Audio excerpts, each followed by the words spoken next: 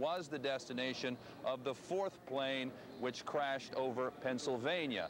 Up and down the West Coast, from the border crossing at San Diego to the Space Needle at Seattle, Washington, either under lockdown, heightened security, or completely evacuated.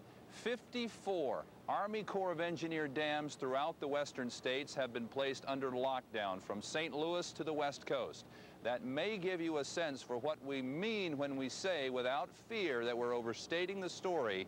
What happened in Washington, D.C., Pennsylvania, and there in New York hit hard here on the West Coast. Everybody felt it, even this far away.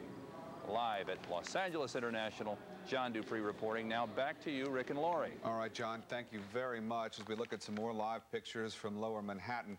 As John mentioned, a fourth hijacked plane crashed in western Pennsylvania, and there is now word that air traffic controllers out there were warned that a plane was about to crash. Here's the latest now from that Pennsylvania crash. Crash investigators inspect a 20-foot crater in a rural cornfield in Somerset County.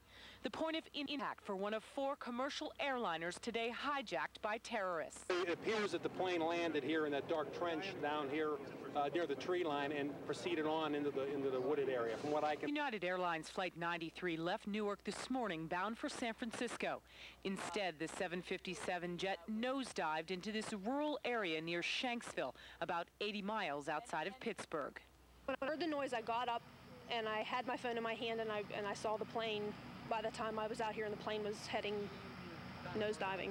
Everyone on board died, including 38 passengers and 7 crew members. This woman says she saw the jetliner go down.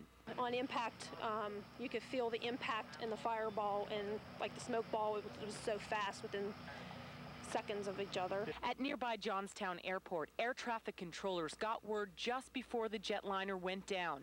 They were told to evacuate the air traffic control tower. We could not visually see the tower or visually see the aircraft from the tower 15 miles out, which is quite unusual for an aircraft that size. So we did, several of us stayed to see what was going to happen, to see if, in fact, the aircraft was going to come in closer. Governor Tom Ridge toured the crash scene today. He is calling this tragedy an act of cowardice. There is no rational explanation because we don't resolve our differences in this country that way.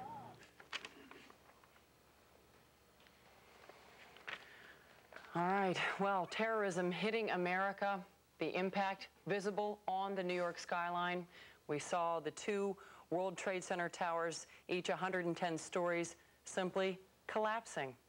These dramatic pictures coming from the New York Post. Of course, we've been seeing these all over the television networks and in the newspapers. It is almost indescribable. The New York skyline forever changed because of this acts of terrorism.